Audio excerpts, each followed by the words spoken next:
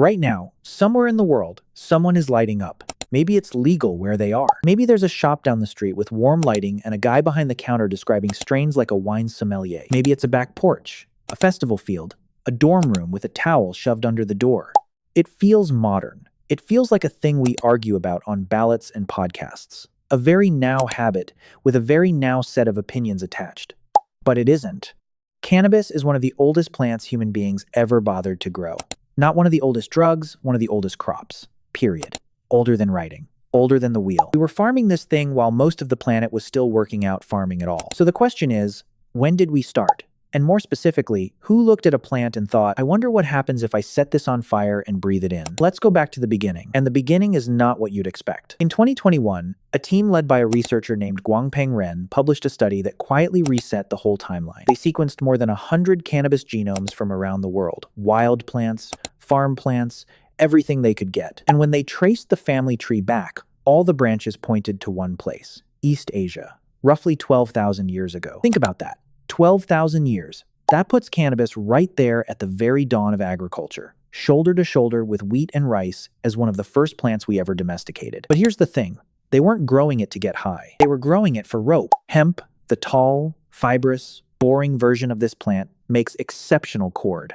Rope, netting, cloth, bowstrings, fishing line. For thousands of years, cannabis's main job on Earth was to be string, humanity's oldest crop, and we used it to tie stuff together, which is honestly extremely on brand for us. Discover a miracle plant, immediately turn it into shoelaces. But somewhere along the way, people noticed the plant did something else. Because cannabis isn't one thing. Grow it for fiber and you select for tall, strong, and stringy. But some plants, usually shorter, bushier ones, were making a lot more of a certain sticky resin. And that resin did something to you. We know ancient Chinese medicine had figured this out early. Cannabis shows up in the oldest Chinese pharmacological tradition, attributed to the legendary figure Shennong, listed plainly as medicine. They knew. It was cataloged, named, used. But knowing a plant is powerful is one thing. Deliberately burning it to change your mind? That's a different move. And to prove that happened, you need something better than a text. You need to catch someone in the act. Which brings us to a graveyard in the desert. At a site called the Yanghai Tombs in Turpan, in far western China, archaeologists opened a burial that was about 2,700 years old.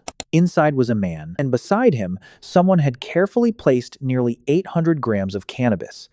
That's most of 2 pounds, buried with a man, on purpose, for wherever he was going next. A researcher named Ethan Russo led an analysis of it, and the results were striking. This wasn't the stringy rope stuff. The plant material still had detectable cannabinoids after nearly 3,000 years in the ground. And the seeds were consistent with a plant selected for potency, not fiber. Somebody had been cultivating this deliberately. It was so well preserved that some of the seeds looked like they'd been picked recently. He was probably a shaman, and whoever buried him decided that of everything he might need in the afterlife, this was the thing. But here's the problem. There was no pipe, no brazier, no burn marks, nothing to tell us how he actually used it. So we still didn't have our answer. Did anyone actually smoke it? Then, in 2019, we got the smoking gun. Literally, high in the Pamir Mountains of western China, 3,000 meters up, in thin, cold air, there's a cemetery called Jirzhenkal. Researchers, including Yimin Yang and Robert Spengler, excavated burials there dating back about 2,500 years. And inside the graves, they found wooden braziers, little containers packed with stones that had clearly been burned. They scraped the residue out and ran it through a mass spectrometer. Cannabis, and not the weak stuff. The chemical signature pointed to plants with notably high levels of the psychoactive compound, higher than what typically grows wild. That's the earliest clear evidence anywhere on Earth of humans burning cannabis to get high. And the setting is the part that gets me. This wasn't somebody sneaking off alone. It was a funeral, up a mountain. Archaeologists found angular harps in those graves too. So picture it. Cold air, thin light, a body being buried, music playing, and hot stones smoldering in a wooden bowl while the smoke fills the space.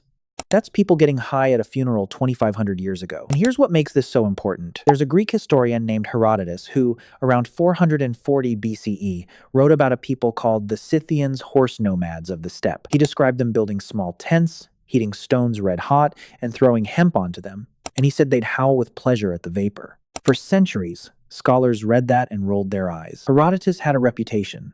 He collected tall tales. Half his book is basically, a guy told me there are giant gold-digging ants, so nobody was rushing to take his word on ritual weed tents. Then the archaeologists dug up the braziers. Herodotus wasn't making it up. He was reporting. And once you see it, the pattern gets huge. Cannabis wasn't sitting still. It was moving, carried through mountain passes and across the steppe, along the exact corridors that would eventually become the Silk Road. The plant tracked human movement. Where people went, it went. Which means those braziers aren't just about being high. They're a fingerprint of ancient trade, contact, and the exchange of ideas across a continent. And almost everywhere it landed, it went straight into the sacred. In India, cannabis wasn't contraband, it was holy. The Atharva Veda names it among a small handful of sacred plants, and bhang has been woven into ritual and festival life for thousands of years. Not a vice, a rite. Notice what's missing from all of this. Nobody's doing it to relax after work. They're doing it around death, around gods, around the moments where ordinary life isn't enough. So here's the full picture. 12,000 years ago, in East Asia, humans domesticated cannabis, one of the first crops on Earth, and used it to make rope. Ancient Chinese medicine cataloged it as a drug. 2,700 years ago, someone buried a shaman in the desert with 2 pounds of it for the road. 2,500 years ago, high in the Pamirs, mourners burned it on hot stones at a funeral while harps played. Herodotus wrote it down and got laughed at for 2,000 years until the dirt proved him right.